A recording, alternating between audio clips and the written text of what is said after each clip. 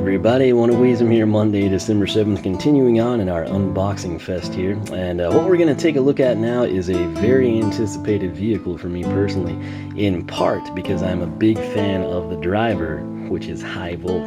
He's a Tech Element Supercharger, brand new to the game, of course. And while I am ecstatic about him, what I get from other people is he's just kind of under the radar, or they've played him and they're not super excited about him. I personally really enjoy him, so hence, that is why I'm excited about his vehicle. Had to wait a long time for this. He was available right there at launch, and then we just kind of had to wait and wait. So, here it is. This is the Shield Striker. Very excited about this. Oh, we've had a collision. And, where I got it was Toys R Us. It was on their sale where you spend $40, get $20 off. I can't remember what they even charge for these. I just go in there and try to get out. I want to say, is it 15 or 16, 12, 13, something? I don't know. But it's a little high, in my opinion, across the board for the vehicles. I really think the magic price point is the $9.99, but that's just me. Nonetheless, it is a Tech Element vehicle, as you might imagine, matching his element. But it is a land vehicle, which that should have been pretty obvious to you. I think this is going to look really nice out of the packaging. So here it is, sort of just your Tech Element color scheme there. There's sort of the artwork in the back, the vehicle inside the packaging. And what we need to do now is get it out and take a gander at it. So there's the inset box art. That is a little too dark, I think, to appreciate, but it does kind of look cool. So battle villains and vehicles, and you can customize the vehicles in the game. If you take High Volt and you pair him with the Shield Striker, it becomes supercharged. I don't know that I like the look of that, but we'll check it out in-game, kind of get a feel for it. I'm just not a fan of gold in like 99% of the cases. Right there, other featured vehicles. Thump Truck, which we've got. Steel-plated smash hit is hanging out nearby. Smash hit on top of it. We got the Splatter Splasher, which we just took a look at with Splat. And then the Toon Buggy, which they're just taunting and toying with us. That thing looks wicked. I cannot wait to drive that thing and to pilot it with Bone Bash Roller Brawl. So, can't remember if I said I'm sorry about my voice, but I am. If I sound bad, it's because I sound bad. Because everyone around me has been sick. And they're nice enough to share. So, I never understood that. If you're sick, don't go to work and screw everyone else over. So, if you're in school, it's okay, but the workplace, no. Alright, so this is taped just like the Splatter Splasher. This is a fairly heavy vehicle, it seems, unless it's just coming out of the packaging. No, it's pretty heavy, I would say. First thing first, we've got the sticker sheet here. It is the Shield Striker. That's a pretty cool deal. You can kind of see the artwork that was in the packaging there quite nicely. And then we've got the name tag, so that's what you get. No stats, no cards, none of that stuff. We'll go ahead now. If you want to cut this out for use on your storage cases or storage bins or your Powerade garage, whatever you're doing, cut the tape here first. I don't care about that. I just want the vehicle out so we can play with it and have some fun. I like to bend that back and it popped right out. That was effortlessly enjoyable. Here, oh, this is cool. Okay, so it's kind of, to me, it's got sort of like the tank vibe going down. I love the blue. I love how the panels look like they're flexing. That's kind of why that like white side body stripe isn't matching up. What is this on the front? Is that... I think, okay, at first I thought they had put sort of like a stripe down there, or a lightning bolt type of deal. This is actually sort of like a gouge in the hood. It's almost like some trolls were racing him and they shot saw blades out across the hood or the armor, and it sort of stripped the paint off, got it down to the bare steel. And then they did the same thing here. You've got another slight run right there and one down the crown of the hood as well. Sort of pop riveted here. He's got louvers up front for armor. That's an interesting strategy. The sight lines must be troubling, but I suppose if you settle in, get your seat position just right, it will be just fine. The spoiler here, they've kind of got it facing forward. I guess they don't need much downdraft on a tank. So coming in, you can kind of see they kept with the pop riveted theme. Just kind of some wear and tear on the front, not necessarily like these are legit gouges there where they have that exposed, but this I think is just sort of wear and tear, probably as it's the front of the vehicle. Sort of a gouge there on that center crest as well. Coming around to the back side, it is vented, sort of got the same louvered effect as the front of the cockpit. Down below, you've sort of got like an epoxy black, which is a nice contrast. So it's sort of like a, I'd say some hue in between royal and navy blue. It's a very pleasant blue. It looks a bit brighter on the camera than it does in person, I think. But coming down here, you sort of got your spike strips, if you will. Your exhaust ports are down here, and that's kind of a cool location for them, low slung to the ground. Coming down here, I was going to say that is not the Tech Element logo. It's similar to it, but it is not. That's sort of just like a gear in place. Not sure what purpose it serves, but right there you got your Tech Element logo. The gears are gold. That kind of complements the black, blue, and white well. Silver center section, sort of your hub, if you will. But check this out. As you turn them, just like real gears, you know, the cogs interact and they turn one another. So regardless of what my finger decides to turn, the other gears will respond accordingly. So forward motion goes like so. Pushing back on the gear, that then makes this gear turn forward, which in turn turns that gear, which mirrors the movement that we have up front. So quite simple. But the other thing is not just these three tied together, they actually have axles in between, because as you can see, as I accentuate this middle gear on the bottom, all 6 of the wheels are turning at the same time. So pretty cool. It probably doesn't roll. Actually, it should, because if you look subtle details here, it's not the gear cogs that'll be hitting the floor. They've kind of recessed. That's like blinding me. My eye is watering. Don't know what it did to you, but my left eye is like raging with water now. Right here, good lord, that is bright. Okay, that's a better angle. So there's the backing plate here, so that will actually touch the ground.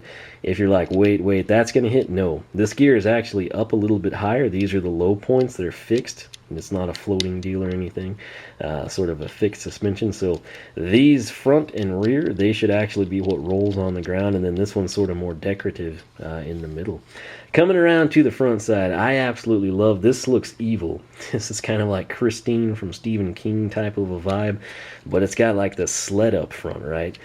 He just threw this homebrew air dam together, and he was like, you know what? Instead of just building an air dam, let's make something that'll break people's legs. And so that's what High Volt did. It sort of ties in sort of with his like police centennial type background story. It looks like an armored vehicle you would see at a crime scene in Skylanders or something, if Skylanders weren't a thing. The hood ornament, I'm trying to figure out what that is. It's almost like a cross between a lightning bolt and like a winged boot. You know, the winged boot magic item? That's sort of what it reminds me of. Again, not in the greatest detail, but it is there, so we'll kind of analyze it as such. And it could also be like a narrow fist, you know, coming at you or something. Not a fan of the gold, but it contrasts very nicely, particularly with this super glossy black. And then it's got sort of the nice look there. Could have hideaway headlights back there, very akin to the 68 to 70 Charger, so insta props there. But coming down, this is like a sharp edge here. It's sort of like a razor blade on the roadway. Lots of wear and tear up there, as you would expect, so very well executed in my opinion. Again, I'm super excited about this vehicle because I really like High Volt. A lot of people, if they share my enthusiasm for him, I haven't really heard from them. The consensus just seems to be like, meh. You know, he's there, he's tech. Oh, I'm waiting for Double Dare Trigger happy, you know. But me personally, I kind of like the guy, and I have been anxiously awaiting his vehicle. So, speaking of that, what we're going to do here is take a gander at the shields. Oh boy, that was the big knife that fell, and then down went an amiibo. You couldn't see any of it, but trust me, my feet were dancing back here. Alright, so a shield striker. I'll show you the graph here in a little bit. Attack number 1, the primary. Hold attack 1 to shoot a steady stream of electricity. Ooh, that's going to be cool. Okay, so that does make me think that this hood ornament is probably a lightning bolt. That would tie in with the electricity theme, certainly. So that's pretty sweet. Doomproof Force Field is going to be our other attack. Press and hold attack 3 to protect yourself with an electromagnetic shield and collect faraway gear bits. That'll be super handy in story mode when you think about it. Release to explode the shield and damage nearby enemies. That should be fun too, but it would be hilarious if you like shot out the gear bits and actually used them as kind of like projectiles against enemies and or opponents on the racetrack. That said, if you're going to use the Shield Striker, here's what they recommend. Of all the land vehicles, Shield Striker most closely resembles the immovable object, hence it's kind of tank-like, I suppose. It feels so sluggish that you think nothing can move it, even its own engine. Well, that's a downer. Doomproof's force field keeps out any attack. Not even Tiki Speaky's lightning can penetrate it. Seriously. So that's a pretty big advantage right there. That's sort of like if you're in Mario Kart 8 and you've got the slowest vehicle ever, but it's like, oh, it's immune to blue shells, and red shells, and lightning, and blooper, and the horn, and everything, you know, essentially. So, anytime the lock-on appears, activate Doomproof Force Field. The fact it explodes is an added bonus. Crowd control is a pleasant surprise once it's activated and acquires a target. This is his primary attack. It tracks that target without input from you, so that's another huge perk.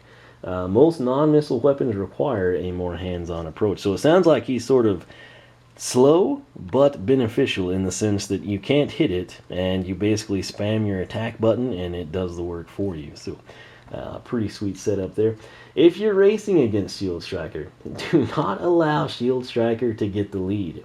If no one is in front of Shield Striker depleting its supply of ammo pods, it's difficult to slow it down. You can't nudge it because it's too heavy, and you'll eat a few Doomproof force field explosions for your effort.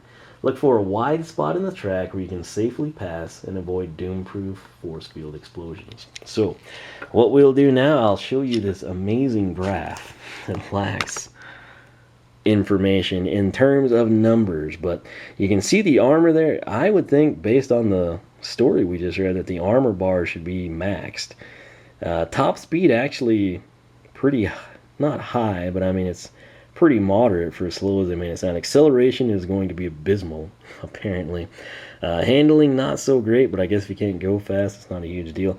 And then weight is very, very, very heavy. So, I want to showcase this real quick. Right there you can see High Volt's eyes kind of peering through the louvered front section. Kind of gives you an idea how he pilots the vehicle. Performance mods, you've got the Troll Patroller. That's pretty funny. Plus 150 armor, plus 5 top speed, plus 5 acceleration and handling. It looks like that's sort of like a golden take on the gloss black homebrew version. You got the Chompy Guard, plus 5 acceleration, plus 10 handling. I'm trying to pick which one I like best. You got Full Metal Fender, plus 450 armor. Good lord, I don't think I've seen that before. Minus 10 acceleration, plus 5 weight. And SuperCharged, that's actually pretty cool. The thing here, I don't like the gold on that. This is sort of more of a Jeep, like with a push bar type of a look. This is kind of futuristic. I'm not, if that's... We'll see how the gold looks, but that might be a nice look for it. And then right there, you got the high-speed pursuer. Plus 10 top speed, plus 10 acceleration. Only unlockable if you supercharge it with high volt. So, right here, specialty mods, you've got the tactical viewer. Plus 15 acceleration, minus 5 weight. You've got the lithium lamps, plus 15 handling. So that's sort of like a roll cage light kit, if you will. Fitted tank top. That might look kind of cool, and I like that it's sort of like a steel-plated color. Plus 300 armor, plus 10 weight, minus 10 handling. And lastly, when you supercharge it with high volt, you get the lightning strikers, plus 15 top speed. So, pretty simple stuff there. I'm okay with that. Horn options, let's just see what they're called, because they all look the same. You've got redirectors, shield sirens, battery buzz, and grinding gears. That would not be a cool sound because you don't want to hear gears grind in the middle of a race. But that is that. This is the Shield Striker. It is high volt signature vehicle. Again, picked it up. It's part of Wave 3 here. Toys R Us, GameStop, Amazon, probably Walmart, Target, Best Buy. They've all got them coming out. So at least here in the US, be on the lookout.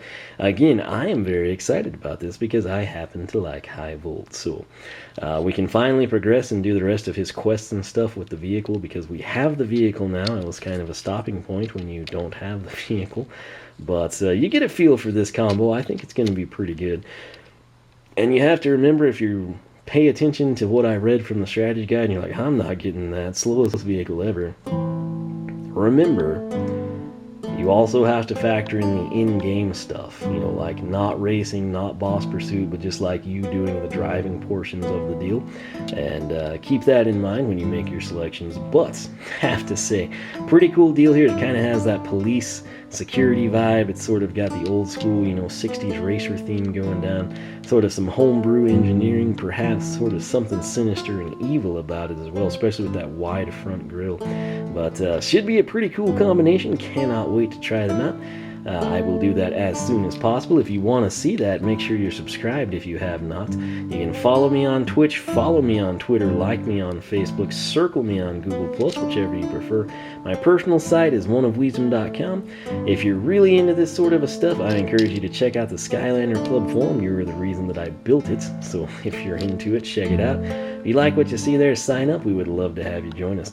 That said, for myself and High Volt and this Shield Striker, thanks so much for watching, and we will catch you back here for more Skylanders SuperChargers unboxings.